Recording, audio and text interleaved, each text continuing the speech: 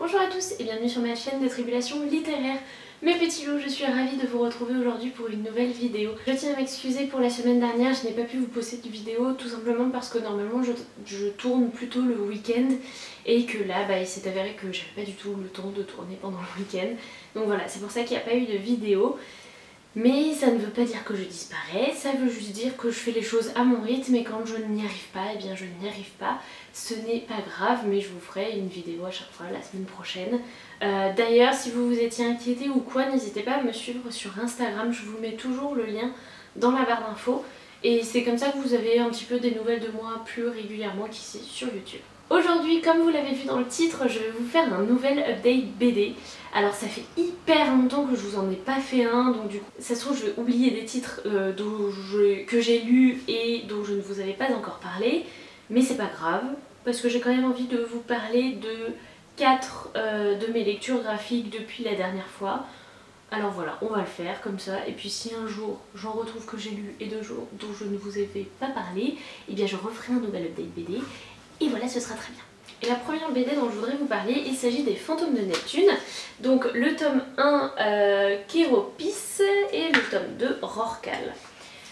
Ces BD, on est dans un univers assez steampunk avec des découvertes spatiales. Et on va suivre une jeune fille qui se retrouve mêlée sans trop savoir pourquoi ni comment à une histoire de vol, des jeux de pouvoir, elle comprend pas tout à fait tout. Je vous avoue que ces BD, ça avait été conseillé par un libraire dans une librairie où je vais relativement souvent, notamment avec mon papa. Et les dessins m'ont vraiment énormément plu, je vais essayer de vous mettre des inserts. Vraiment, j'ai beaucoup aimé. L'ambiance graphique est très très belle et très très chouette. Franchement, on peut le voir déjà à la couverture. Les deux se ressemblent pas tout à fait, mais bon, il y a quand même une ambiance qui est mise dans ces BD. Et je trouve que malheureusement, j'ai du mal à accrocher. Le premier était un peu complexe, mais encore ça allait. J'ai été rapidement quand même mise dedans. Bon, je comprenais pas tout, parce que j'essayais de comprendre tout, mais j'y arrivais pas trop.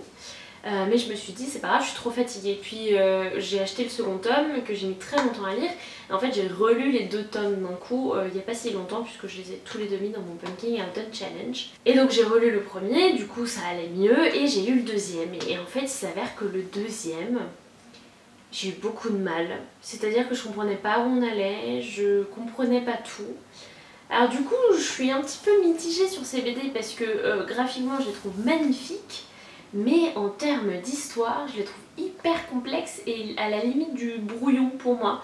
Alors je sais pas, peut-être que je les ai encore pas lus au bon moment ou un truc comme ça. Je vais essayer de trouver le 3e tome qui est sorti il y a pas très longtemps, soit d'occasion, soit en bibliothèque.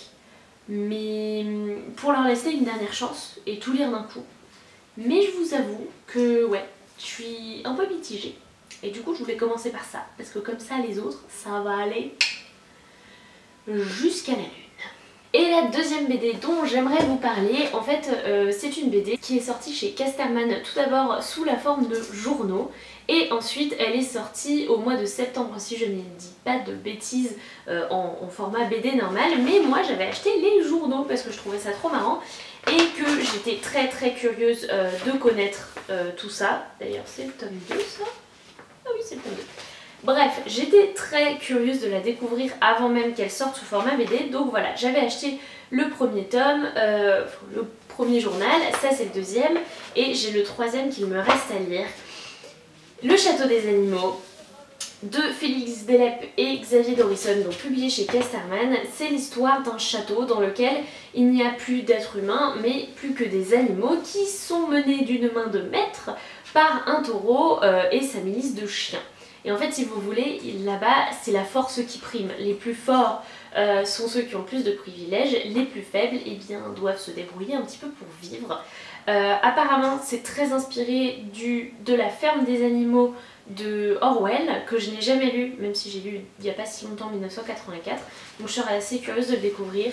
Les dessins sont incroyables. Honnêtement, ce sont des animaux qui ont des attitudes humaines mais qui sont expressifs au possible. Honnêtement, je trouve le dessin absolument incroyable. Et alors l'histoire, je ne vous en parle pas. Alors ce n'est pas le genre d'histoire qu'on lit en mode doudou pour bien dormir, hein, très clairement, parce qu'il y a énormément de violence. Surtout dans le premier, j'ai trouvé. J'ai pas encore lu le troisième journal, mais je pense que bon, la violence elle reste quand même assez latente. Mais c'est incroyable. L'histoire elle est géniale, elle est hyper prenante, on a envie de savoir ce qui va arriver au personnage. C'est le genre d'histoire qui vous fait énormément réfléchir, repenser ce que vous pensez de la politique, de comment ça fonctionne, qu'est-ce qu'une dictature.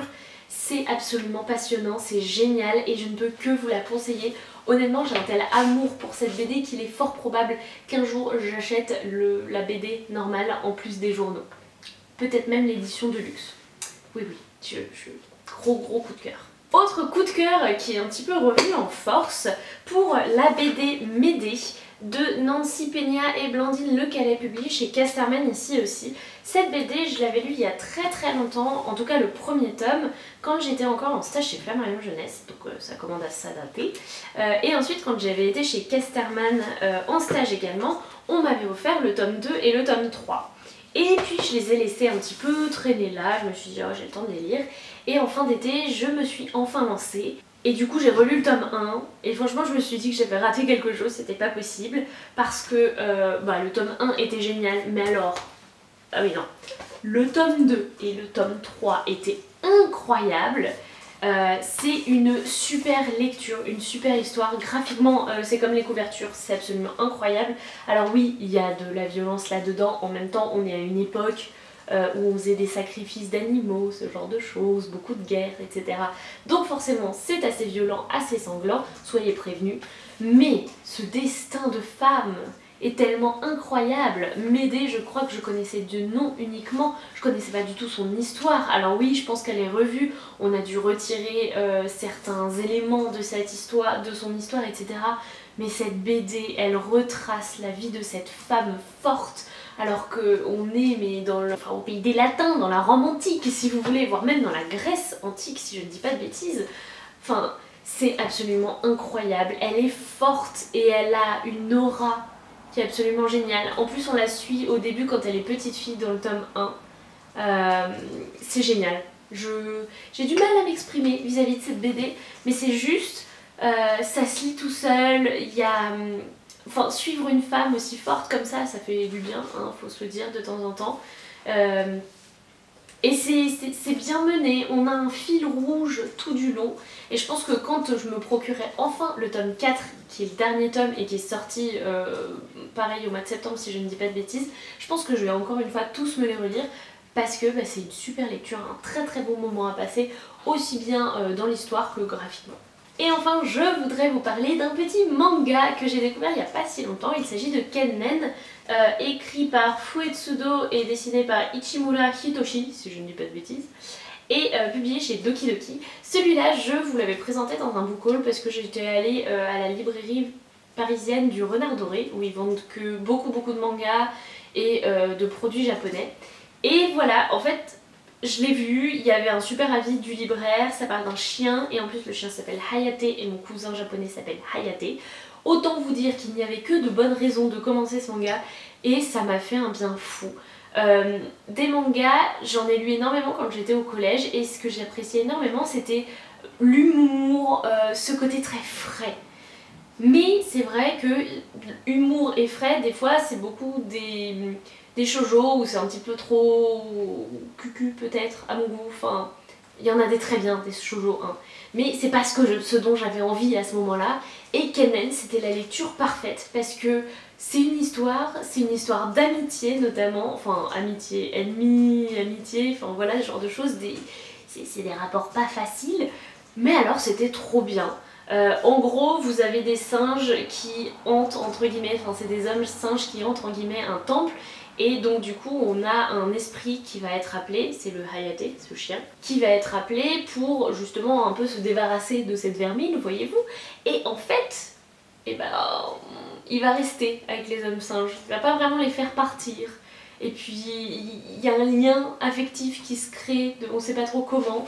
Et franchement c'est hyper, enfin c'est très drôle, c'est très frais, ça se lit hyper vite. Ce qui fait que j'ai acheté le tome 2 pas très longtemps après, je l'ai toujours pas lu mais ça ne saurait tarder. Les dessins sont magnifiques, enfin je sais pas si vous voyez bien sur les couvertures, pareil je vous montrerai un petit peu les pages de tout ça parce que bon c'est graphique donc tant qu'à faire autant vous montrer ce côté là aussi. Enfin ça m'a énormément plu, j'ai passé un très bon moment, en plus je viens de découvrir que il n'y avait pas énormément de tomes, si je dis pas de bêtises il y en a 8 puisque le 8ème vient de sortir et que j'ai vu une publication de Doki Doki qui disait que bah, c'était le dernier tome.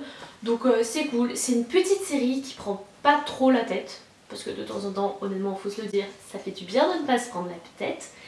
Et voilà, franchement je vous recommande vraiment à fond ce manga qui est très mignon, très sympa et qui fait du bien au moral. Et puis j'aime bien l'humour qu'il y a dedans. Je sais pas vous l'expliquer, mais moi ça m'a beaucoup fait sourire. Voilà mes petits loups, c'est tout pour cette update BD. Alors je sais, je suis pas forcément aussi éloquente, dirons-nous, quand je parle de bande dessinée parce que c'est toujours un mélange difficile entre les dessins et l'histoire.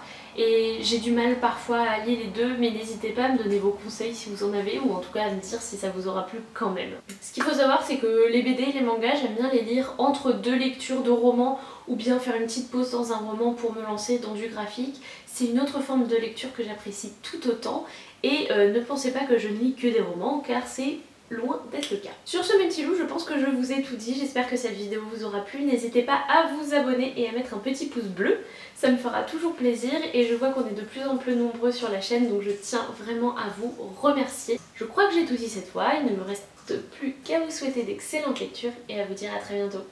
Salut les petits loups!